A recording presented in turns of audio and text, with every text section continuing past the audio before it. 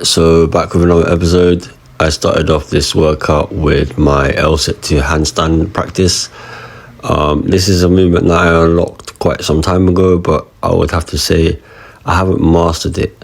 And with that being said, I thought if I start this workout when I'm at my highest level of energy, then it's a good idea. Obviously, now that I'm a bit stronger, it's a bit easier, but I still think I can benefit from just doing the L-sit to handstand, because until this press part here, so right here, until that part is like easy for me, then I think this is an exercise that's worth doing as part of my actual training. And then obviously in the future, when it's a bit too easy, I'll still just do it just to get into the handstand. It'll just become a different transition at that point. But right now it's actually taking some shoulder strength from me to actually get into the handstand from the L-sit.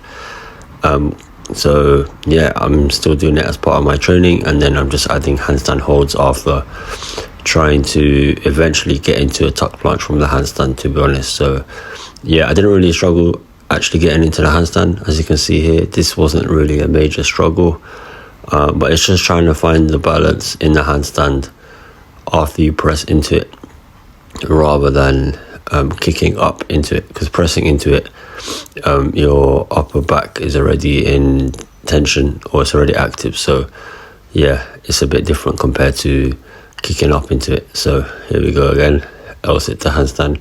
And yeah, any advice for anyone out there, if you want to learn a skill or something like that, do it a lot, because that's how you're going to learn how to do it. Anyway, I got tired of the L-sit to handstand, so I went into press to handstand, which is quite similar actually, especially with the press part. Your body's pretty much in the same place, and then again just trying to hold the handstand after pressing into it, as opposed to kicking up into it, because pressing into it is very good for your handstand push-up training as well. So every time you do a handstand push-up, your body is going to be vertical, obviously, but the point is the momentum is going to be coming upwards, and that's a different type of momentum that you need to learn to control if you want to get a lot of reps on handstand push-ups. So doing transitions that require you to press into them are very beneficial for accumulating more reps on handstand push-ups.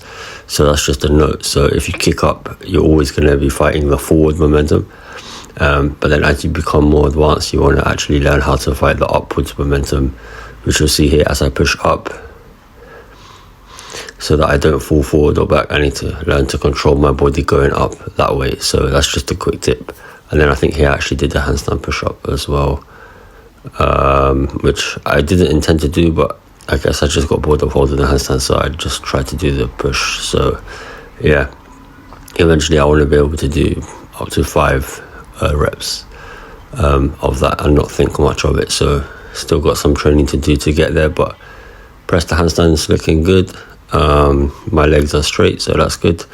And then I'm not too happy with the fact that my legs came down here, but that's fine. I had to readjust it. And then yeah, just kept holding the handstand, trying to feel the right feeling, I guess, and be in the right place, so that when I'm doing my handstand push-up sets, I have the correct body position before I descend, because that's really important. So you can have all the strength you want, but if your handstand push-up sets require you to hold the handstand for 5 seconds or 10 seconds between each rep, then you haven't actually mastered the right positioning for handstand push-up.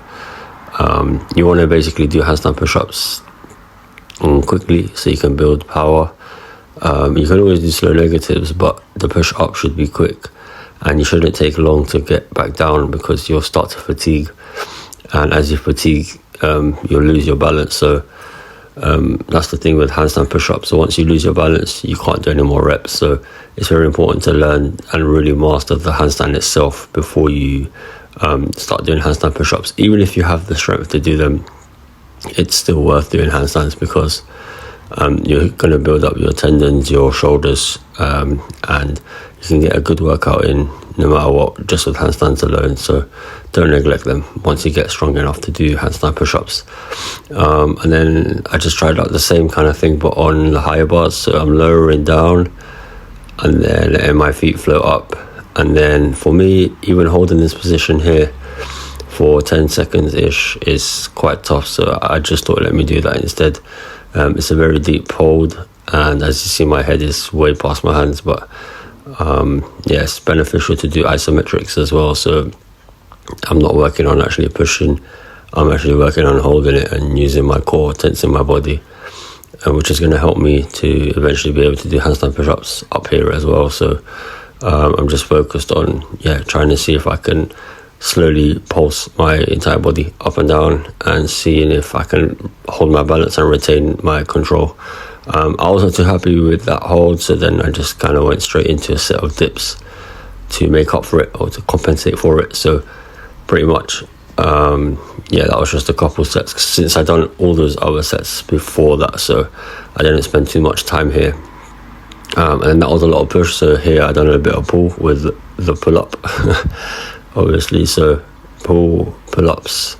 Here I'm trying to do as clean of form as possible, so nothing to move except for my upper body coming up, and that's it. So yeah, I'm in pretty strict form. I've got like 9 reps on this, so happy with that. But obviously I want more in the future, but yeah, that's pretty much perfect pull-up. So and then I've done the same thing again, put my feet slightly apart.